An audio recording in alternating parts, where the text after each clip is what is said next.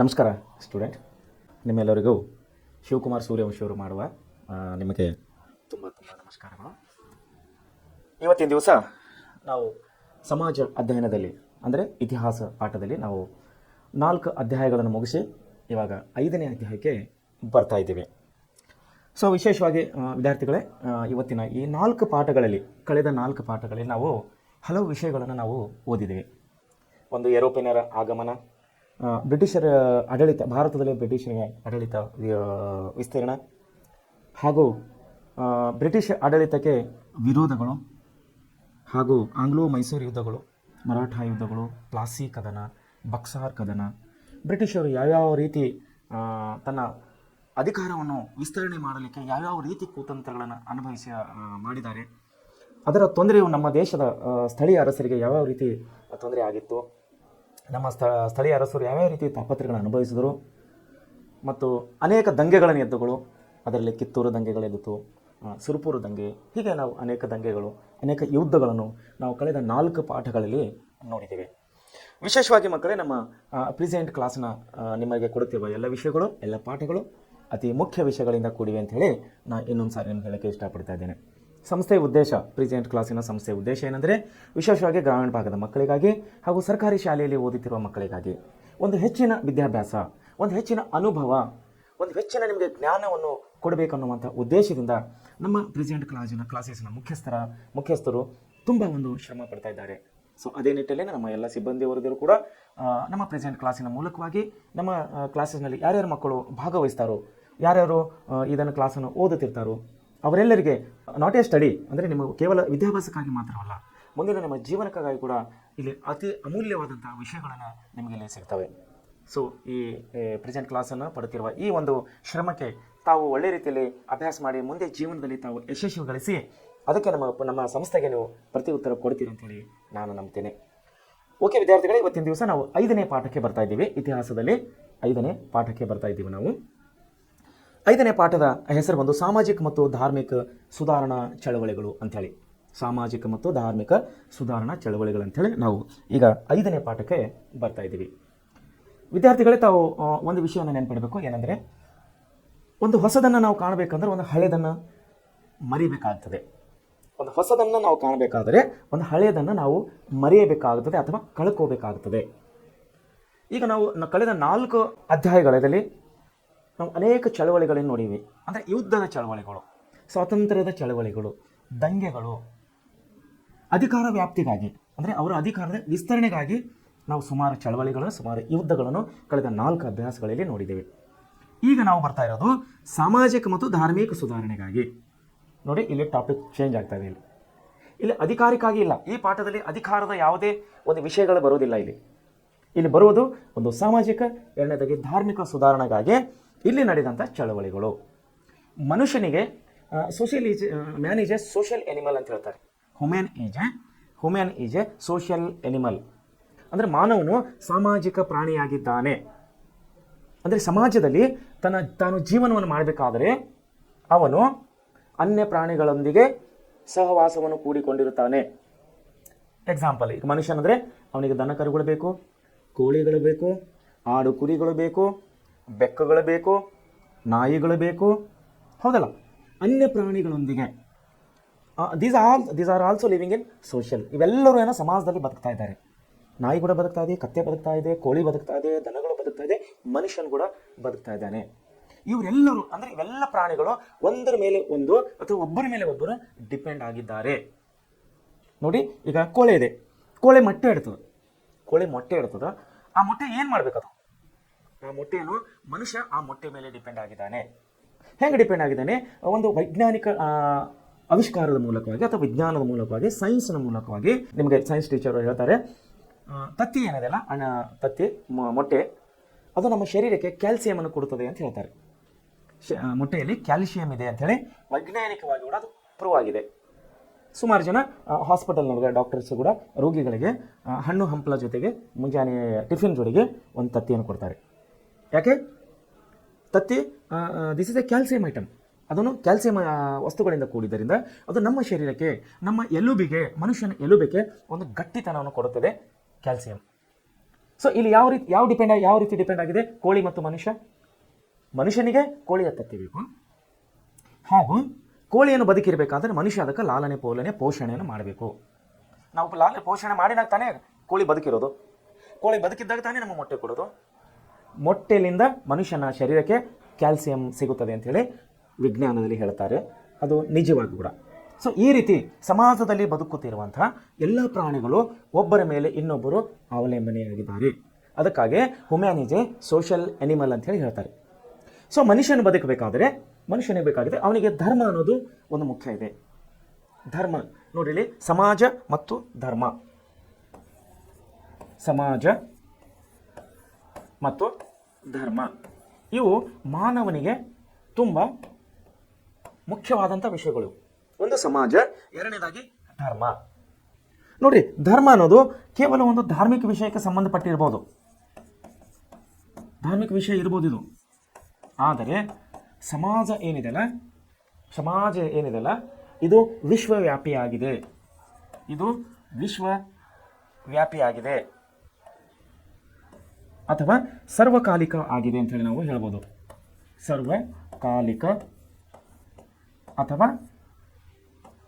ಸರ್ವಕಾಲಿಕ ಅಂತ ನಾವು ಹೇಳ್ಬೋದು. ಸಮಾಜ ಅನ್ನೋದಂದ್ರೆ ಇದು ಎಕ್ಸಾಂಪಲ್. ಈಗ ಧರ್ಮ ಅಂದರೆ ಇಲ್ಲಿ ಒಂದು ಧಾರ್ಮಿಕ ವ್ಯಕ್ತಿಗೆ ಒಂದು ಧರ್ಮ ಅವನಿಗಷ್ಟೇ ಸಂಬಂಧಪಟ್ಟಿರ್ತದೆ. ಆದರೆ ಸಮಾಜ ಅನ್ನೋದು ಎಲ್ಲ ಧರ್ಮದವರಿಗೆ ಸಂಬಂಧಪಟ್ಟಿರ್ತದೆ. ಉದಾಹರಣೆಗೆ ಮುಸ್ಲಿಮರು, ಎಕ್ಸಾಂಪಲ್ ಮುಸ್ಲಿಂ ಸಮಾಜ. ಇವತ್ತು ಮುಸ್ಲಿಂ ಧಾರ್ಮಿಕ ಅವರಿಗೆ ಅಷ್ಟೇ ಸಂಬಂಧ ಇರ್ಬೋದು, ಧರ್ಮ ಅನ್ನೋದು ಅವರಿಗೆ ಅಷ್ಟೇ ಸಂಬಂಧ ಇರ್ಬೋದು. ಆದರೆ ಸಮಾಜ ಅಂದಮೇಲೆ ಈ ಸಮಾಜದಾಗೆ ಎಲ್ಲರೂ ಮಿಶ್ರಣವಾಗಿ ಜೀವನವನ್ನು ಸಾಧಿಸ್ತಾ ಇದ್ದಾರೆ. ಇದೇ ಭೂಮಿ ಮೇಲೆ ಇದೇ ಗಾಳಿಯನ್ನು ತಗೊಂಡು, ಇದೇ ನೀರನ್ನು ತಗೊಂಡು ಕುಡಿದು, ಇದೇ ಸೂರ್ಯನ ಬೆಳಕನ್ನು ಉಪಯೋಗಿಸಿ ಎಲ್ಲ ಧರ್ಮದವರು ಅಂದರೆ ಮಾನವರು, ಓನ್ಲಿ ಹ್ಯೂಮ್ಯಾನ್, ಮಾನವನು ಸಮಾಜದಲ್ಲಿ ಎಲ್ಲ ರೀತಿಯಲ್ಲಿ ಅವನು ಅನುಭವಿಸಿ ಬದುಕ್ತಾ ಇದ್ದಾನೆ. ಅದು ಧರ್ಮ ಅನ್ನೋದು ಅವರವರಿಗೆ ಬಿಟ್ಟಂಥ ವಿಷಯ. ಮುಸ್ಲಿಂ ಸಮಾಜದವರು ಮುಸ್ಲಿಂ ಪದ್ಧತಿಗಳನ್ನು ಅನುಸರಿಸ್ತಾರೆ, ಹಿಂದೂ ಸಮಾಜದವರು ಹಿಂದೂ ಪದ್ಧತಿಗಳನ್ನು ಅನುಸರಿಸ್ತಾರೆ, ಸಿಖ್ಖರು ಅವರ ಪದ್ಧತಿಗಳನ್ನು ಅನುಸರಿಸ್ತಾರೆ, ಎಕ್ಸೆಟ್ರಾ ಮುಂತಾದವುಗಳು ಅವರ ಧರ್ಮಗಳು ಅವರಿಗೆ ಬಿಟ್ಟು. ಆದರೆ ಸಮಾಜ ಅಂತ ಬಂದಾಗ ಎಲ್ಲರಿಗೂ ಒಂದೇ ಗಾಳಿ, ಒಂದೇ ನೀರು, ಒಂದೇ ಬೆಳಕು ಅನ್ನುವಂಥ ವಿಷಯವನ್ನು ನಾವು ಈ ಸಮಾಜದಲ್ಲಿ ನೋಡ್ತೀವಿ. ಸೊ ಈ ಸಮಾಜದಲ್ಲಿ ಧರ್ಮ ಮತ್ತು ಸಮಾಜ, ಇಲ್ಲಿ ಇವತ್ತಿನ ಪಾಠ ನಮ್ದೇನಿದೆ, ಸಾಮಾಜಿಕ ಮತ್ತು ಧಾರ್ಮಿಕ ಸುಧಾರಣಾ ಚಳವಳಿಗಳು. ಈ ಧಾರ್ಮಿಕ ಸುಧಾರಣಾ ಚಳವಳಿಗಳು ಏನಾಗ್ತಾ ಇದೆ ಅಂದರೆ, ಇಲ್ಲಿ ನಾವು ಏನು ನೋಡ್ತಾ ಇದ್ದೇವೆ? ಇಲ್ಲಿ ಇಷ್ಟೊತ್ತ ನಾವು 4 ಅಧ್ಯಾಯಗಳಿಗೆ ಏನೇನು ಬರೀ ಯುದ್ಧಗಳನ್ನು ನೋಡಿದ್ದೀವಿ, ದಂಗೆಗಳನ್ನು ನೋಡಿದ್ದೀವಿ, ಸೋಲು ಗೆಲುವುಗಳನ್ನು ನೋಡಿದ್ದೀವಿ, ಸಾಮ್ರಾಜ್ಯ ಅಥವಾ ಅಧಿಕಾರದ ವಿಸ್ತರಣೆಯನ್ನು ನೋಡಿದ್ದೀವಿ ಕಳೆದ 4 ಅಧ್ಯಾಯಗಳಲ್ಲಿ. ಆದರೆ ಇವತ್ತಿನ ಅಧ್ಯಾಯದಲ್ಲಿ ನಾವು ಏನು ನೋಡ್ತಾ ಇದ್ದೇವೆ? ಸಾಮಾಜಿಕ ಮತ್ತು ಧಾರ್ಮಿಕ ಚಳವಳಿ. ಮನುಷ್ಯನು ಯಾವ ರೀತಿ ಬದುಕಬೇಕು? ಧರ್ಮ ಅಂದ್ರೆ ಏನು ಹೇಳ್ತೀರಿ? ಧರ್ಮ ಅಂದ್ರೆ ಏನು? ನ್ಯಾಯ, ನೀತಿ, ಆಚಾರ, ವಿಚಾರ, ನಡೆ, ನುಡಿ, ಇವೆಲ್ಲ ಧರ್ಮ ಅಂದ್ರೆ ಮತ್ತೇನು ಬೇರೆ ಏನಿಲ್ಲ ನೋಡ್ರಿ. ಧರ್ಮ ಅಂದ್ರೆ ಏನಿದೆ? ಕೇವಲ ನಡೆ,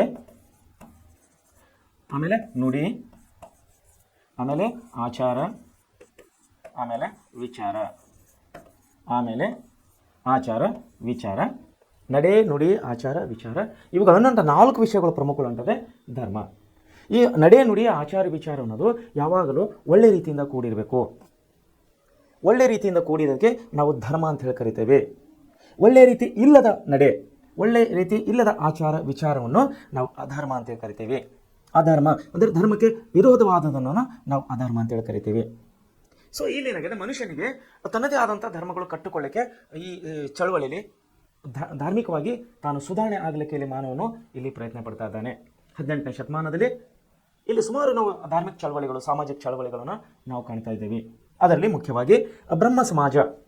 ನೋಡ್ರಿ, ಬ್ರಹ್ಮ ಸಮಾಜ ಈ 5ನೇ ಪಾಠದಲ್ಲಿ ನಾವು ಪ್ರಮುಖವಾಗಿ ಯಾವ ವಿಷಯಗಳ ಅಭ್ಯಾಸ ಮಾಡೋರಾಗಿದ್ದೇವೆ ಅಂದರೆ, ಬ್ರಹ್ಮ ಸಮಾಜದ ಸ್ಥಾಪನೆ ಮತ್ತು ಸುಧಾರಣೆಗಳು, ಆಮೇಲೆ ಆರ್ಯ ಸಮಾಜ, ಬ್ರಹ್ಮ ಸಮಾಜ, ಆರ್ಯ ಸಮಾಜ, ಇನ್ನೊಂದೇನೆಂದರೆ ಸತ್ಯಶೋಧಕ ಸಮಾಜ. ನೋಡಿ ಇಲ್ಲಿ 2 ಸಮಾಜ, ಒಂದು ಬ್ರಹ್ಮ ಸಮಾಜ, ಒಂದು ಆರ್ಯ ಸಮಾಜ, ಇನ್ನೊಂದು ಸತ್ಯ ಸಮಾಜಕ. ಬ್ರಹ್ಮ ಸಮಾಜ, ಆರ್ಯ ಸಮಾಜ, ಸತ್ಯಶೋಧಕ ಸಮಾಜದ ಪ್ರತಿಪಾದನೆಗಳು, ರಾಮಕೃಷ್ಣ ಮಿಷನ್, ನಾರಾಯಣ ಗುರು, ಧರ್ಮಪಾಲನಾ ಯೋಗಂ, ಯುವ ಬಂಗಾಳಿ ಚಳವಳಿ, ಪ್ರಾರ್ಥನಾ ಸಮಾಜದ ಸುಧಾರಣೆಗಳು, ಅಲಿಗಢ ಚಳವಳಿ, ಥಿಯಾಸಫಿಕಲ್ ಸೊಸೈಟಿ, ಮತ್ತು ಪೆರಿಯಾರ್. ಹೀಗೆ ನಾವು ಈ ಈ ಕೆಳಕಂಡಂಥ ವಿಷಯಗಳ ಬಗ್ಗೆ ನಾವಿಲ್ಲಿ ಅಧ್ಯಯನ ಮಾಡುವವರಾಗಿದ್ದೇವೆ. ಸೊ ಮೊದಲನೇದಾಗಿ ನಾವು ಒಂದೊಂದಾಗಿ ಅಧ್ಯಯನ ಮಾಡ್ಕೊತ ಬರೋಣ. ಭಾರತ ಇತಿಹಾಸದಲ್ಲಿ 19ನೇ ಶತಮಾನವನ್ನು ಭಾರತೀಯ ಪುನರುಜ್ಜೀವನ ಹಾಗೂ ಸಮಾಜ ಸುಧಾರಣಾ ಕಾಲ ಅಂತೇಳಿ ನಾವು ಕರಿತೀವಿ. ಹೇಳಿದ್ರೆ ನಿಮಗೆ 18ನೇ ಶತಮಾನ ಅರ್ಧದಲ್ಲಿ 18ನೇ ಶತಮಾನದ ಕೊನೆ ಭಾಗದಲ್ಲಿ ನಾವು ಅನೇಕ ಸುಧಾರಣೆಗಳನ್ನು ಕಾಣ್ತಾ ಇದ್ದೀವಿ ಇಲ್ಲಿ. ಆತ್ಮೀಯ ಮಿತ್ರರೇ, ಆತ್ಮೀಯ ವಿದ್ಯಾರ್ಥಿ ಬಂಧುಗಳೇ, ಏನು ಕಾಣ್ತಾ ಇದ್ದೇವೆ ವಿಶೇಷವಾಗಿ 19ನೇ ಶತಮಾನದಲ್ಲಿ ನಾವು ಏನು ಕಾಣ್ತಾ ಇದ್ದೇವೆ ಅಂದರೆ ಭಾರತೀಯ ಪುನರುಜ್ಜೀವನ. ಅಂದರೆ ನಮ್ಮ ಭಾರತ ಪುನರುಜ್ಜೀವನ ಆಗ್ತಾ ಇದೆ, ಇಲ್ಲಿ ರೀಮಾಡಿಫೈಡ್ ಆಗ್ತಾ ಇಲ್ಲ ಇಲ್ಲಿ. ಯಾಕಂದರೆ ಕಳೆದ ಹಲವು ಶತಮಾನಗಳಿಂದ ಕಳೆದ ಹಲವು ನಾವು ಪಾಠಗಳಲ್ಲಿ ಏನು ಕಂಡಿದ್ದೀವಿ, ಕೇವಲ ಯುದ್ಧಗಳು, ದಂಗೆಗಳು, ಅಧಿಕಾರ ವ್ಯಾಪ್ತಿಗಳನ್ನು ಕಾಣಿದ್ದೀವಿ. ಇಲ್ಲಿ ಚಳವಳಿಯನ್ನು ಕಾಣ್ತಾ ಇದ್ದೇವೆ, ಮಾನವ ಜೀವನದ ಸುಧಾರಣೆಗಾಗಿ ಧಾರ್ಮಿಕ ಮತ್ತು ಸಾಮಾಜಿಕ ಸುಧಾರಣೆಗಳು. ಅದನ್ನೇ ಹೇಳ್ತಾ ಇದ್ದಾರೆ ಇಲ್ಲಿ. ಭಾರತೀಯ 19ನೇ ಶತಮಾನವು ಭಾರತೀಯ ಪುನರುಜ್ಜೀವನ ಕಾಲ ಅಥವಾ ಸಮಾಜ ಸುಧಾರಣೆ ಕಾಲ ಅಂತೇಳಿ ಕರೆಯಲಾಗಿದೆ. ಈ ಕಾಲಾವಧಿಯಲ್ಲಿ ಪಾಶ್ಚಾತ್ಯ ನಾಗರಿಕತೆಯ ಸಂಪರ್ಕವು ಭಾರತೀಯರಿಗೆ ದೊರೆಯಿತು.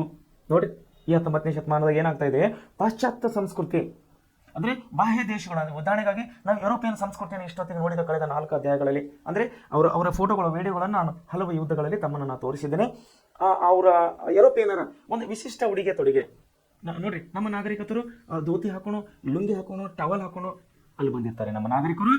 ಅಲ್ಲಿ ಯುರೋಪಿಯನ್ ಯಾವ ರೀತಿ ಇದ್ದಾರೆ, ಪ್ಯಾಂಟ್ ಹಾಕೊಂಡಿದ್ದಾರೆ, ಇನ್ಶರ್ಟ್ ಮಾಡಿದ್ದಾರೆ, ಕ್ಯಾಪ್ ಹಾಕೊಂಡಿದ್ದಾರೆ, ಟೈ ಹಾಕೊಂಡಿದ್ದಾರೆ. ಸೊ ಒಂದು ಪದ್ಧತಿ ಅನ್ನೋದು ನಾವು ಚೇಂಜಸ್ ಅನ್ನು ಕಾಣ್ತಾ ಇದ್ದೇವೆ ಇಲ್ಲಿ. ಒಂದು ವಿಭಿನ್ನವಾದಂಥ ಉಡುಗೆ ತೊಡುಗೆನ ನಾವು ಯುರೋಪಿಯನರಲ್ಲಿ ಕಾಣ್ತಾ ಇದ್ದೇವೆ. ನೋಡ್ರಿ, ಎಷ್ಟು ಜನ ಯುದ್ಧಕ್ಕೆ ಹೋದಾಗ ನಾವು ಎಕ್ಸಾಂಪಲ್ ಹೇಳ್ಬೇಕಂದ್ರೆ ನಾವು ಸಂಗೊಳ್ಳಿ ರಾಯಣ್ಣ ಯುದ್ಧದಲ್ಲಿ ದಂಗೆಯಲ್ಲಿ ನೋಡಿದ್ದೇವೆ. ಅಲ್ಲಿ ಯುದ್ಧಕ್ಕೆ ಬಂದಾಗ ನಮ್ಮ ಸ್ಥಳೀಯರ ಯೋಧರ ಬಟ್ಟೆಗಳು ಬೇರೆ ರೀತಿ ಇವೆ ಮತ್ತು ಬ್ರಿಟಿಷರ ಸೈನಿಕರ ಬಟ್ಟೆಗಳು ಬೇರೆ ರೀತಿ ಇದೆ. ಸೊ ಹೇಳೋ ಉದ್ದೇಶ ಏನಂದರೆ ಇಲ್ಲಿ ಏನಾಗ್ತಾ ಇದೆ ಅಂದರೆ ಪಾಶ್ಚಾತ್ಯ ನಾಗರಿಕತೆಯ ಸಂಪರ್ಕ ಇಲ್ಲಿ ನಮ್ಮ ಭಾರತೀಯರಿಗೆ ಸಿಗ್ತಾ ಇದೆ. ಆಮೇಲೆ ಈ ಅವಕಾಶದಿಂದ ಇಂಗ್ಲಿಷ್ ವಿದ್ಯಾಭ್ಯಾಸದ ಸೌಲಭ್ಯ ದೊರೆತಲ್ಲದೆ ಪ್ರಜಾಪ್ರಭುತ್ವ, ರಾಷ್ಟ್ರೀಯತೆ ಮುಂತಾದ ಪಾಶ್ಚಾತ್ಯ ಪರಿಕಲ್ಪನೆಗಳು ಇಲ್ಲಿ ಪರಿಚಯ ಆಗಲಾರಂಭಿಸಿದವು. ಭಾರತೀಯಲ್ಲಿ ವೈಚಾರಿಕತೆ ಮನೋಭಾವನೆ ಬೆಳೆಯಿತು. ಭಾರತೀಯ ಸಮಾಜದ ವಿಶ್ಲೇಷಣೆ ಹಾಗೂ ಸುಧಾರಣೆ ಆಸಕ್ತಿ ಇಲ್ಲಿ ಬೆಳೆಯಿತು. ತಮ್ಮ ಆರ್ಥಿಕ ಮತ್ತು ರಾಜಕೀಯ ಹಿತಾಸಕ್ತಿಗಳನ್ನು ಕಾಪಾಡಿಕೊಳ್ಳಲು ಬ್ರಿಟಿಷ್ ಆಡಳಿತಗಾರರು ಸಹಿತವಾಗಿ ಸುಧಾರಣಾ ಚಳವಳಿಗಳನ್ನು ಇಲ್ಲಿ ಬೆಂಬಲಿಸ್ತಾ ಇದ್ದಾರೆ. ಸೊ ನೋಡ್ರಿ, ಏನಾಗ್ತದೆ, ಇದೇ ಒಂದು ಶತಮಾನದಲ್ಲಿ ನಮಗೆ ಇಂಗ್ಲಿಷ್ ಭಾಷೆಯ ಪರಿಚಯ ಆಗ್ತಾ ಇದೆ. ಇಂಗ್ಲಿಷ್ ಭಾಷೆ ಇದಕ್ಕಿಂತ ಮುಂಚೆ ನಮಗೆ ಇದ್ದಿಲ್ಲ. ಬ್ರಿಟಿಷರು, ಪೋರ್ಚುಗೀಸರು, ಡಚ್ಚರು, ಫ್ರೆಂಚರು ಬರೋದಕ್ಕಿಂತ ಮುಂಚೆ ನಮಗೆ ಪಾಶ್ಚಾತ್ಯ ಸಂಸ್ಕೃತಿ ಗೊತ್ತಿದ್ದಿಲ್ಲ. ಬಂದಿದ್ದರು ಮಹಾಂದ್ರೆ ನಮಗೆ ಮೊಘಲರು ಬಂದಿದ್ದರು. ಆದರೆ ಅವರ ಪರ್ಷಿಯನ್ ಭಾಷೆ ನಮಗೆ ಹಿಂದಿ ಭಾಷೆಕ್ಕಾಗಿ ನಮ್ಮ ದೇಶದಲ್ಲಿರುವಂಥ ಹಿಂದೂಸ್ತಾನ, ನಮ್ಮ ದೇಶ ನಾವು ಹಳೆಯ ಭಾಷೆಗೆ ನಮ್ಮ ಭಾರತ ದೇಶಕ್ಕೆ ಹಿಂದೂಸ್ತಾನ್ ಅಂತ ಹೆಸರಿದೆ. ಹಿಂದೂಸ್ತಾನ ಯಾಕೆ ಹೆಸರು ಬಂದಂತೆ ಒಂದೇ ನಿಮಿಷ ನಿಮ್ಮನ್ನು ಹೇಳ್ತೀನಿ. ಕೆಲವರು ಅಭಿಪ್ರಾಯ ಪ್ರಕಾರ ಇಲ್ಲಿ ಹಿಂದೂ ಜನರು ತುಂಬಾ ಜನರ ಬಹುಸಂಖ್ಯಾತರಾಗಿದ್ದರಿಂದ ಇದಕ್ಕೆ ಹಿಂದೂಸ್ತಾನ ಹೆಸರು ಬಂತಂತೆ ಕೆಲವರು ಹೇಳಿದರೆ, ಇನ್ನು ಕೆಲವರು ವಿದ್ವಾಂಸರು ಏನು ಹೇಳ್ತಾ ಇದ್ದಾರೆ, ದೇಶದಲ್ಲಿ ನಮ್ಮ ಭಾರತ ದೇಶದಲ್ಲಿ ಹಿಂದಿ ಭಾಷಿಗರು ಅಂದರೆ ಉತ್ತರ ಭಾರತದಲ್ಲಿ ನಾವು ಸುಮಾರು ಹೋದಾಗ 75% ಅಂದರೆ 75% ಎಲ್ಲ ರಾಜ್ಯದ ಜನರು ಹಿಂದಿ ಭಾಷೆಗಳನ್ನು ಆಡ್ತಾರೆ. ಸೊ ಹೆಚ್ಚಿನವಾಗಿ ಹಿಂದಿ ಭಾಷೆಗಳನ್ನು ಮಾತಾಡುವುದರಿಂದ ಇದನ್ನು ಹಿಂದೂಸ್ತಾನ್ ಎಂದು ಕರೆಯಲಾಗುತ್ತೋ ಅಂಥೇಳಿ ಕೆಲವರು ಹೇಳ್ತಾರೆ.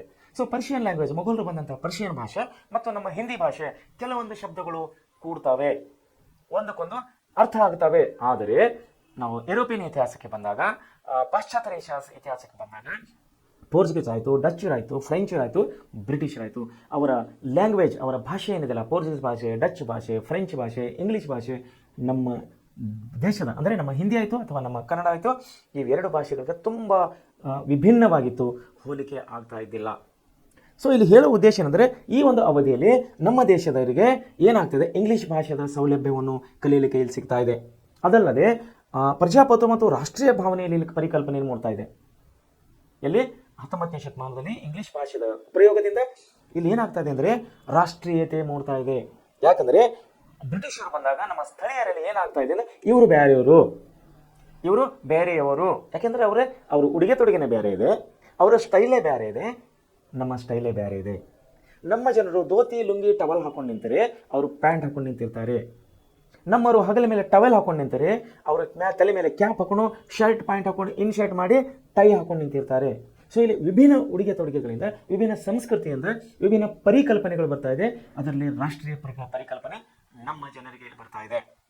ರಾಷ್ಟ್ರೀಯತೆ ಮತ್ತು ಪ್ರಜಾಪ್ರಭುತ್ವದ ಪರಿಕಲ್ಪನೆಯಲ್ಲಿ ಬರ್ತಾ ಇದೆ. ಮುಂದೆ ಇಲ್ಲಿ ವೈಚಾರಿಕ ಮನೋಭಾವನೆ ಬೆಳೀತಾ ಇದೆ ನಮ್ಮ ಜನರಿಗೆ, ಮತ್ತು ಸಮಾಜದ ಸುಧಾರಣೆಗಾಗಿ ಇಲ್ಲಿ ವಿಶ್ಲೇಷಣೆ ಅಥವಾ ಆಸಕ್ತಿಯನ್ನು ಬೆಳೀತಾ ಇದೆ. ಮುಂದೆ ಜೊತೆಗೆ ಸುಧಾರಣಾವಾದಿಗಳು ಏನು ಮಾಡ್ತಾರೆ, ಇಲ್ಲಿ ಚಳುವಳಿಗಳನ್ನು ಬೆಂಬಲಿಸ್ತಾ ಇದ್ದಾರೆ. ಜೊತೆಗೆ ಸಮಾಜಕ್ಕೆ ಹಾನಿಕಾರಕವಾದಂತಹ ಪದ್ಧತಿಗಳನ್ನು ಕಾನೂನಿನ ಮೂಲಕ ನಿಷೇಧಿಸಲು ಪ್ರಯತ್ನ ಮಾಡ್ತಾ ಇದ್ದಾರೆ. ಸುಧಾರಣಾ ಚಳವಳಿಯನ್ನು ರೂಪಿಸಿದ ಪ್ರಮುಖರೆಂದರೆ ರಾಮ್ ಮೋಹನ್ ರಾಯ್, ದಯಾನಂದ ಸರಸ್ವತಿ, ಮಹಾದೇವ್ ಗೋವಿಂದ್, ರಾನಡೆ, ಜ್ಯೋತಿಬಾ ಫುಲೆ, ಸ್ವಾಮಿ ವಿವೇಕಾನಂದ್, ಅನಿ ಬೆಸೆಂಟ್, ಸೈಯದ್ ಅಹಮದ್ ಖಾನ್, ನಾರಾಯಣ ಗುರು, ಪೆರಿಯಾರ್ ಮುಂತಾದವರು. ಸೊ ಈ 10 ಹಲವು ನಮ್ಮ ಮಹಾನ್ ದಾರ್ಶನಿಕರಿಂದ, ಮಹಾನ್ ವಿದ್ವಾಂಸರಿಂದ ಇವರ ಒಂದು ಸುಧಾರಣೆಗೆ ಚಳವಳಿಗೆ ಇವರು ಬೆಂಬಲವನ್ನು ಕೊಟ್ಟಿದ್ದರಿಂದ ನಾವಿಲ್ಲಿ ಸಮಾಜಕ್ಕೆ ಹಾನಿಕಾರಕವಾದಂತಹ, ಸಮಾಜದಲ್ಲಿ ಅಪನಂಬಿಕೆ, ಮೂಢನಂಬಿಕೆಗಳಾದಂಥ ಕೆಲವೊಂದು ಪದ್ಧತಿಗಳನ್ನು ಕಾನೂನಿನ ಪ್ರಕಾರ ನಿಷೇಧಿಸಲಿಕ್ಕೆ ಇಲ್ಲಿ ಬ್ರಿಟಿಷರು ಪ್ರಯತ್ನ ಪಡ್ತಾ ಇದ್ದಾರೆ. ಅದಕ್ಕಾಗಿ ಇಲ್ಲಿ ಮೊದಲನೇದಾಗಿ ಏನು ಹುಡ್ತಾ ಇದೆ ಅಂದರೆ ಇಲ್ಲಿ ಬ್ರಹ್ಮ ಸಮಾಜ ಹುಡ್ತಾ ಇದೆ. ಈ ಸಮಾಜದಲ್ಲಿನ ಮೂಢನಂಬಿಕೆಗಳು, ಕೆಟ್ಟ ಕೆಲವೊಂದು ಪರಿಕಲ್ಪನೆಗಳನ್ನು ತೆಗೆಯಲಿಕ್ಕೆ ಇಲ್ಲಿ ಬ್ರಹ್ಮ ಸಮಾಜವನ್ನು ಹುಟ್ಟುಕೊಳ್ತಾ ಇದೆ. ನೋಡಿ, ಬ್ರಹ್ಮ ಸಮಾಜವನ್ನು ಯಾರು ಸ್ಥಾಪನೆ ಮಾಡ್ತಾ ಇದ್ದಾರೆ ಅಂದರೆ ರಾಮ್ ಮೋಹನ್ ರಾಯ್. ನೋಡ್ರಿ, ರಾಮ್ ಮೋಹನ್ ರಾಯ್, ರಾಮ್ ಮೋಹನ್ ರಾಯರ ಭಾವಚಿತ್ರವನ್ನು ಇಲ್ಲಿ ಕೆಳಗಡೆ ಕೊಡಲಾಗಿದೆ. ಇಲ್ಲೇನಾಗ್ತದೆ ಅಂದರೆ ಬ್ರಹ್ಮ ಸಮಾಜದ ಸಂಸ್ಥಾಪಕರಲ್ಲಿ ರಾಮ್ ಮೋಹನ್ ರಾಯರು ಪ್ರಮುಖರು. ಇವರನ್ನು ಭಾರತೀಯ ನವೋದಯ ಜನಕ ಅಂತ ಹೇಳಿ ಕರಿತೀವಿ. ಇವರಿಗೆ ಏನಂತ ಕರಿತೀವಿ? ನವೋದಯ ಜನಕ ಅಂಥೇಳಿ ಇವರನ್ನು ನಾವು ಕರಿತಾ ಇದ್ದೀವಿ. ಮುಂದೆ Sanskrit, Arabic, Persian, English, French, Greek, Latin ಮುಂತಾದ ಭಾಷೆಗಳಲ್ಲಿ ಇವರು ಪಾಂಡಿತ್ಯವನ್ನು ಹೊಂದಿದರು. ಹಿಂದೂ, ಮುಸ್ಲಿಂ, ಸೂಫಿ, ಕ್ರೈಸ್ತ, ಬೌದ್ಧ ಸಂಸ್ಕೃತಿ ಮತ್ತು ತತ್ವಗಳನ್ನು ಅಧ್ಯಯನ ಮಾಡಿದರು. ಯಾರು? ರಾಮ್ ಮೋಹನ್ ರಾಯ್ ಅವರು. ನೋಡ್ರಿ, ಎಲ್ಲ ಧರ್ಮಗಳು ಇದರಲ್ಲೆಲ್ಲವುಗಳು ಬಂದು ನೋಡ್ರಿ, ಏನೇನು ಬಂತು? ಹಿಂದೂ ಬಂತು, ಮುಸ್ಲಿಂ, ಸೂಫಿ, ಕ್ರೈಸ್ತ, ಬೌದ್ಧ, ಇವೆಲ್ಲ ಧರ್ಮಗಳ ಗ್ರಂಥಗಳನ್ನು ಅಧ್ಯಯನ ಮಾಡಿದರು ಇವರು ರಾಮ್ ಮೋಹನ್ ರಾಯ್. ಮುಂದೆ ಮೂರ್ತಿ ಪೂಜೆಯನ್ನು ಪ್ರಶ್ನಿಸಿದ ಇವರು. ನಮ್ಮ ಹಿಂದೂ ಧರ್ಮದಲ್ಲಿ ಮೂರ್ತಿ ಪೂಜೆ ಆದಂತಹ ಒಂದು ಕೆಟ್ಟ ನಂಬಿಕೆ ಅಥವಾ ಮೂಢನಂಬಿಕೆ ಅಂತೇಳಿ ನಮ್ಮ ರಾಮ್ ಮೋಹನ್ ರಾಯ್ ಅವರು ಅಭಿಪ್ರಾಯಪಟ್ಟಿದ್ದರು. ಅದಕ್ಕಾಗಿ ಅವ್ರು ಏನು ಮಾಡ್ತಾ ಇದ್ರು? ಮೂರ್ತಿ ಪೂಜೆಯನ್ನು ಪ್ರಶ್ನೆ ಮಾಡಿದ್ರು. ಅವರು ಮೂರ್ತಿ ಪೂಜೆ ಮಾಡೋರಿಗೆ ಪ್ರಶ್ನೆ ಮಾಡ್ತಾ ಇದ್ದಾರೆ, ಯಾಕೆ ನೀವು ಮೂರ್ತಿ ಪೂಜೆ ಮಾಡ್ತೀರಿ? ಮೂರ್ತಿ ಪೂಜೆ ಮಾಡೋದ್ರಿಂದ ನಿಮಗೆ ಏನು ಸಿಗ್ತಾ ಇದೆ ಅಂತೇಳಿ ನಮ್ಮ ಧಾರ್ಮಿಕ ಮುಖಂಡರು ಇವರು ಪ್ರಶ್ನೆ ಮಾಡ್ತಾ ಇದ್ದಾರೆ. ಏನ್ ಮಾಡ್ತಾ ಇದ್ದಾರೆ? ಮೂರ್ತಿ ಪೂಜೆಯನ್ನು ಪ್ರಶ್ನಿಸಿದ ರಾಯರು ತಮ್ಮ ಸಿದ್ಧಾಂತಗಳ ಪ್ರತಿಪಾದನೆಗಾಗಿ ಉಪನಿಷತ್ತುಗಳನ್ನು ಮುಂದೆ ಮಾಡಿದರು. ಉಪನಿಷತ್ತುಗಳಲ್ಲಿ ಮೂರ್ತಿ ಪೂಜೆ ನಿಷೇಧವಿದೆ. ಆಧುನಿಕ ವಿಜ್ಞಾನ ಮತ್ತು ಇಂಗ್ಲಿಷ್ ಶಿಕ್ಷಣವು ಭಾರತದ ನವೀಕರಣಕ್ಕೆ ಅತ್ಯವಶ್ಯಕವೆಂದು ಪ್ರತಿಪಾದಿಸಿದರು. ನೋಡಿ, ಆಧುನಿಕ ವಿಜ್ಞಾನ ಮತ್ತು ಶಿಕ್ಷಣವು ಭಾರತದ ನವೀಕರಣಕ್ಕೆ ಅಂದರೆ ಮಾಡಿಫೈಡ್ ಅಂತ ಹೇಳ್ತೇವೆ ನಾವು, ರಿವಾಲ್ಯೂಷನ್ ಅಂತ ಹೇಳ್ತೇವೆ ನಾವು. ಅಂದರೆ ಇದೆಲ್ಲ ಇದ್ದದನ್ನು ಒಡೆದಾಕಿ ಹೊಸದನ್ನು ನವೀಕರಣ ಮಾಡೋದು, ಹೊಸದನ್ನು ಸೃಷ್ಟಿ ಮಾಡೋದಕ್ಕೆ ನಾವು ನವೀಕರಣ ಅಂತ ಹೇಳ್ತೀವಿ. ಸೊ ಅದೇ ಹೇಳ್ತಾರೆ, ವಿಜ್ಞಾನ ಮತ್ತು ಇಂಗ್ಲಿಷ್ ಶಿಕ್ಷಣವು ಭಾರತದ ನವೀಕರಣಕ್ಕೆ ಅತ್ಯವಶ್ಯಕ ಇದೆ ಅಂತೇಳಿ ನಮ್ಮ ರಾಮ್ ಮೋಹನ್ ರಾಯ್ ಹೇಳ್ತಾ ಇದ್ದಾರೆ. ಸ್ತ್ರೀ ಶೋಷಣೆಯನ್ನು ಅವರು ವಿರೋಧಿಸಿದರು. ಸತಿ ಪದ್ಧತಿ, ಬಾಲ್ಯ ವಿವಾಹಗಳ ವಿರುದ್ಧ ಸಂಘಟನಾತ್ಮಕ ಹೋರಾಟ ನಡೆಸಿದರು. ಇದರಿಂದಾಗಿ ಇವರನ್ನು ಸಂಪ್ರದಾಯವಾದ ಹಿಂದೂಗಳು ಖಂಡಿಸಿದರು. ಲಾರ್ಡ್ ವಿಲಿಯಂ ಬೆಂಟಿಂಗ್ ಜಾರಿಗೆ ತಂದಿದ್ದಂತಹ ಸತಿ ಸಹಗಮನ ಪದ್ಧತಿ ವಿರುದ್ಧದ ಕಾಯ್ದೆಯನ್ನು ಇವರು ಬೆಂಬಲಿಸ್ತಾರೆ. ಯಾವ ಪದ್ಧತಿ ಅದು? ಸತಿ ಸಹಗಮನ ಪದ್ಧತಿ.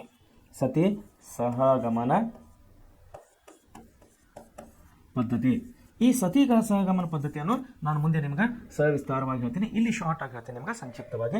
ಏನು ಸತಿ ಸಹಗಮನ ಪದ್ಧತಿ ಅಂದರೆ, ಗಂಡ ಸತ್ತರೆ ನಮ್ಮ ಹಿಂದೂ ಸಮಾಜದಲ್ಲಿ, ನಮ್ಮ ಹಿಂದೂ ಧರ್ಮದಲ್ಲಿ ಅವತ್ತಿನ ಕಾಲಕ್ಕೆ ಒಂದು ವೇಳೆ ಗಂಡ ಸತ್ತರೆ ಹೆಂಡತಿ ಕೂಡ ಅದೇ ಬೆಂಕಿಯಲ್ಲಿ ಬಿದ್ದು ಸಾವನ್ನು ಕೊಡಬೇಕಾಗಿತ್ತು.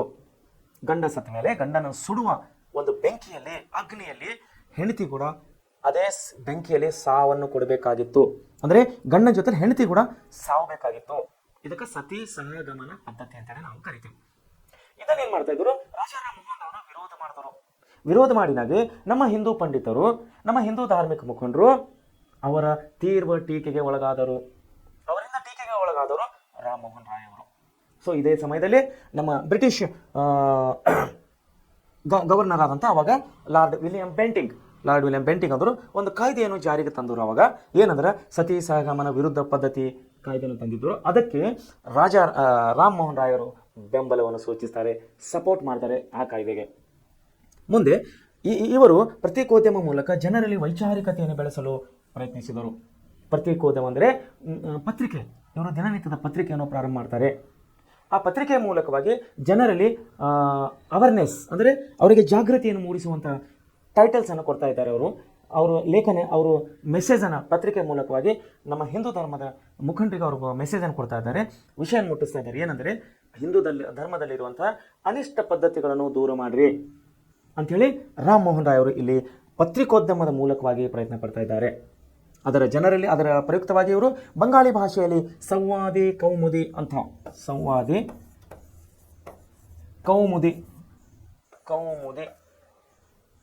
ಕೌಮುದಿ ಎನ್ನಂಥ ಒಂದು ದಿನಪತ್ರಿಕೆಯನ್ನು ತೆಗಿತಾ ಇದ್ದಾರೆ ಬಂಗಾಳಿ ಭಾಷೆಯಲ್ಲಿ ಸಂವಾದ ಕೌಮುದಿ ಎನ್ನುವ ಪತ್ರಿಕೆಯನ್ನು ಇವರು ಆರಂಭ ಮಾಡ್ತಾರೆ.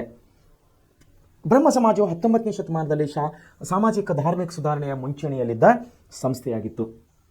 ಬ್ರಹ್ಮ ಸಮಾಜವು ಹಿಂದೂ ಧರ್ಮದಲ್ಲಿನ ಆಚಾರ ವಿಚಾರನ ಹೇಳಿನಲ್ಲ, ಫಸ್ಟಿಗೆ ಹೇಳಿ ನಿಮ್ಮ ಮೊದಲನೇದಾಗಿ ಎಲ್ಲಿ ಸಮಾಜ ಮತ್ತು ಧರ್ಮ ಬರೆದಿದ್ದಲ್ಲ ಅಲ್ಲಿ ಹೇಳಿ ನೋಡ್ರಿ ಪ್ರಾರಂಭದಲ್ಲಿ. ಏನಂದರೆ ಹಿಂದೂ ಧರ್ಮದಲ್ಲಿದ್ದ ಆಚಾರ ವಿಚಾರಗಳ ಸುಧಾರಣೆಗಾಗಿ ಪ್ರಯತ್ನ ಮಾಡ್ತಾ ಇದ್ದವರು. ವಿಗ್ರಹಾರಾಧನೆ ನೋಡಿ, ಮೂರ್ತಿ ಪೂಜೆ, ವಿಗ್ರಹ ಅಂದರೆ ಮೂರ್ತಿ, ವಿಗ್ರಹಾರಾಧನೆ, ಬಹುದೇವತಾ ಆರಾಧನೆ. ಬಹುದೇವತೆ ಅಂದರೆ ಸುಮಾರು ದೇವರುಗಳು. ನಮಗೆ ಕೆಲವರು ಕೇಳಿದ್ರೆ 1 ಕೋಟಿ ದೇವಸ್ಥಾನ ಅಂತಾರೆ, ಕೆಲವರು 3 ಕೋಟಿ ದೇವಸ್ಥಾನ ಅಂತಾರೆ, ಕೆಲವರು 70 ಲಕ್ಷ ಅಂತಾರೆ. ನಮ್ಮ ಧಾರ್ಮಿಕ ಮುಖಂಡರು, ಹಿಂದೂ ಧರ್ಮದ ಧಾರ್ಮಿಕ ಮುಖಂಡರು ಕೋಟಿದಾಗ ದೇವರುಗಳೇ ಕೋಟಿದಾಗ ಹೇಳ್ತಾರೆ. ಅದನ್ನೇ ಬಹುದೇವತಾ ಆರಾಧನೆ ಅಂತ ಹೇಳ್ತೀವಿ ನಾವು. ಆದರೆ ಇದನ್ನು ರಾಮ್ ಮೋಹನ್ ರಾಯ್ ಅವರು ಬ್ರಹ್ಮ ಸಮಾಜದ ಮೂಲಕವಾಗಿ ಇವ್ರು ಏನು ಖಂಡನೆ ಮಾಡ್ತಾ ಇದ್ದಾರೆ ಅಂದರೆ, ಇವರು ಬಹುದೇವತಾ ಆರಾಧನೆಯನ್ನು ವಿರೋಧಿಸ್ತಾ ಇದ್ದಾರೆ. ಏಕದೇವತಾ ಆರಾಧನೆಯನ್ನು ಪ್ರೋತ್ಸಾಹ ಕೊಡ್ತಾ ಇದ್ದಾರೆ. ಒಂದು ದೇವರನ್ನು ಪ್ರೋತ್ಸಾಹ ಮಾಡ್ರಿ, ಒಂದು ದೇವರನ್ನು ಪೂಜೆ ಮಾಡ್ರಿ. ಉದಾಹರಣೆಗೆ ಮುಸ್ಲಿಮರು ಕೇವಲ ಅಲ್ಲಾಹನನ್ನು ನಡೀತಾರೆ. ಕ್ರೈಸ್ತ ಧರ್ಮದಲ್ಲಿ ಬಂದಾಗ ಕೇವಲ ಕ್ರೈಸ್ತ ಜನರು ಯೇಸು ಕ್ರಿಸ್ತನನ್ನು ಮಾತ್ರ ನಂಬುತ್ತಾರೆ. ಯೇಸು ಕ್ರಿಸ್ತನು ಏಕದೇವರು, ಅವರ ಬದಲಾಗಿ ಧಾರ್ಮಿಕ ನಾವು ಸಿಖ್ಖರ ಧರ್ಮಕ್ಕೆ ಬಂದಾಗ ಸಿಖ್ ಧರ್ಮದವರು ಅವರ ದೇವರು ಕೇವಲ ಗುರುನಾನಕ, ಅವರೊಬ್ಬನ್ನು ಮಾತ್ರ ನಡೀತಾರೆ. ಬೌದ್ಧ ಧರ್ಮದಲ್ಲಿ ಬಂದಾಗ ಗೌತಮ್ ಬುದ್ಧನು ಏಕದೇವನಾಗಿದ್ದಾನೆ, ಗೌತಮ್ ಬುದ್ಧ. ಮಹಾವೀರ ಧರ್ಮದಲ್ಲಿ ಬಂದಾಗ ಮಹಾವೀರನು ದೇವನಾಗಿದ್ದಾನೆ, ಮಹಾವೀರ ಧರ್ಮಕ್ಕೆ. ಆದರೆ ನಮ್ಮ ಹಿಂದೂ ಧರ್ಮಕ್ಕೆ ಬಂದಾಗ ನಮಗೆ ಸುಮಾರು ಕೋಟಿಗಟ್ಟಲೆ ದೇವಸ್ಥಾನಗಳಿದ್ದಾರೆ. ಸೊ ಇದನ್ನು ರಾಮ್ ಮೋಹನ್ ರಾಯ್ ಅವರು ವಿರೋಧ ಮಾಡ್ತಾ ಇದ್ದಾರೆ. ಏಕದೇವತಾವನ್ನು ಆರಾಧನೆಯನ್ನು ಪ್ರೋತ್ಸಾಹ ಮಾಡ್ತಾ ಇದ್ದಾರೆ. ಇದು ಯಜ್ಞ ಯಾಗಾದಿಗಳನ್ನು ಖಂಡಿಸಿತು ನೋಡ್ರಿ. ಯಜ್ಞ ಯಾಗಗಳನ್ನು ಮಾಡೋದು ಕೂಡ ಇವರು ಖಂಡಿಸ್ತಾ ಇದ್ದಾರೆ. ಇಂಗ್ಲಿಷ್ ಶಿಕ್ಷಣದ ಮೂಲಕ ಭಾರತೀಯರು ಪಾಶ್ಚಾತ್ಯ ರಾಜಕೀಯ ಚಿಂತನೆಗಳನ್ನು ತಿಳಿಯಲು ಸಾಧ್ಯವಾಗಿ ಅದು ಭಾರತೀಯಲ್ಲಿ ರಾಷ್ಟ್ರ ಪ್ರಜ್ಞೆಯನ್ನು ಜಾರಿಗೊಳಿಸಲು ಸಹಾಯ ಮಾಡಿತು. ಸೊ ಈ ರೀತಿ ಇಂಗ್ಲಿಷ್ ಭಾಷೆಯಲ್ಲಿ ಏನಾಗ್ತಂದ್ರೆ ನೋಡಿ, ಇಂಗ್ಲಿಷ್ ಭಾಷೆಯ ಬಗ್ಗೆ ಬಂದಾಗ ಸಾಮಾನ್ಯವಾಗಿ ಮಾತಾಡ್ಕೊಳ್ಳೋರು ಏನಂತಾರೆ, ಬ್ರಿಟಿಷರು ಬಂದು ನಮ್ಮ ದೇಶವನ್ನು ಲೂಟಿ ಮಾಡ್ಕೊಂಡು ಹೋದರು. ಕೆಲವೊಬ್ಬರು ಹೇಳ್ತಾರೆ ನಮ್ಮ ದೇಶವನ್ನು ದೋಚಿಕೊಂಡು ಹೋದರು. ಆದರೆ ರಾಮ್ ಮೋಹನ್ ರಾಯ್ ಅವರು ಏನು ಹೇಳ್ತಾ ಇದ್ದಾರೆ, ಇಂಗ್ಲಿಷ್ ಭಾಷಣದ ಮೂಲಕವಾಗಿ ಪಾಶ್ಚಾತ್ಯ ರಾಜಕೀಯ ಚಿಂತನೆಯನ್ನು ತಿಳಿಯಲು ಸಾಧ್ಯವಾಗಿದೆ. ಅದು ಭಾರತೀಯರಲ್ಲಿ ರಾಷ್ಟ್ರ ಪ್ರಜ್ಞೆಯನ್ನು ಬೆಳೆಸಿದೆ, ಜಾಗೃತಿಯಾಗಿ ಮಾಡಿಸಿದೆ ಅಂತೇಳಿ ನಮ್ಮ ರಾಮ್ ಮೋಹನ್ ರಾಯ್ ಹೇಳ್ತಾ ಇದ್ದಾರೆ. ಸೊ ಇವತ್ತಿಗೆ ನಮಗೆ ಇಂಗ್ಲಿಷ್ ಭಾಷೆಯನ್ನು ಆವತ್ತಿನ ಕಾಲಕ್ಕೆ ನಮ್ಮ ದೇಶದಲ್ಲಿ ಬಂದಿಲ್ಲ ಅಂದರೆ ಮೇ ಬಿ ಅಥವಾ ಬಹುಶಃ ನಮ್ಮ ದೇಶದ ಜನರಲ್ಲಿ, ಭಾರತೀಯರಲ್ಲಿ ರಾಷ್ಟ್ರ ಪ್ರಜ್ಞೆಯನ್ನು ಇನ್ನೂ ಬರ್ತಿಲ್ಲ ಏನೋ ಅಂತ ಅನಿಸ್ತಾ ಇದೆ. ಸೊ ವಿದ್ಯಾರ್ಥಿಗಳೇ, ಇವತ್ತಿನ ಪಾಠವನ್ನು ಇಲ್ಲಿ ಮುಗಿಸ್ತಾ ಇದ್ದೇನೆ. ಸಮಯ ಆಗಿದೆ. ನಾವು ನಾಳೆ ಬ್ರಹ್ಮ ಸಮಾಜದ ಜೊತೆಗೆ ಮತ್ತು ಮುಂದೆ ನಮಗೆ ಬೇರೆ ಬೇರೆ ಚಳವಳಿಗಳು ಬರ್ತಾ ಇದೆ. ನಾವು ಈ ಪಾಠವನ್ನು ನಾಳೆ ಇದರಲ್ಲಿ ಕಂಟಿನ್ಯೂ ಮಾಡೋಣ, ಮುಂದುವರಿಸೋಣ. ಸೊ ವಿದ್ಯಾರ್ಥಿಗಳೇ, ವಿಶೇಷವಾಗಿ ಪ್ರೆಸೆಂಟ್ ಕ್ಲಾಸ್ನಲ್ಲಿ ಕೊಡುವಂಥ ಪ್ರತಿಯೊಂದು ವಿಷಯಗಳು ನಿಮ್ಮ ಮುಂದಿನ ಜೀವನ, ಮುಂದಿನ ವಿದ್ಯಾಭ್ಯಾಸಕ್ಕೆ ತುಂಬ ಅತಿ ಮುಖ್ಯವಾದಂಥ ವಿಷಯಗಳಿವೆ. ತಾವು ಎಲ್ಲರೂ ಒಳ್ಳೆಯ ರೀತಿಯಲ್ಲಿ ಅಭ್ಯಾಸ ಮಾಡಿ ಎಲ್ಲ ವಿಷಯಗಳನ್ನು ಒಳ್ಳೆಯ ರೀತಿಯಲ್ಲಿ ನೆನಪಿನಲ್ಲಿಟ್ಟುಕೊಂಡು ತಾವು ತಮ್ಮ ಜೀವನದಲ್ಲಿ ಯಶಸ್ವಿ ಆಗಬೇಕಂತೇಳಿ ನಾನು ಈ ಮೂಲಕ ವಿಶೇಷವಾಗಿ ಪ್ರೆಸೆಂಟ್ ಕ್ಲಾಸಿನ ಎಲ್ಲ ಸಿಬ್ಬಂದಿ ಪರವಾಗಿ ನಿಮ್ಮನ್ನು ಹಾರೈಸ್ತೇನೆ. Thank you.